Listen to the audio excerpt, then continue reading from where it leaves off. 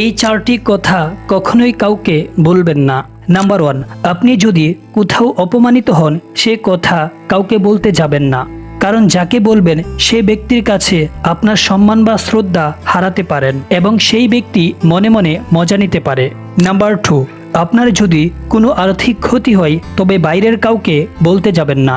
যাকে বলবেন তার কাছ থেকে তো কোনো সাহায্য পাবেনই না, বরং সেই মানুষটি আপনার কাছ থেকে দূরত্ব বাড়িয়ে দিতে পারে, কারণ সেই মানুষটি চিন্তা করতে পারে সে তো এখন আর্থিক ক্ষতির সম্মুখীন, তাই সে টাকা ধার চাইতে পারে।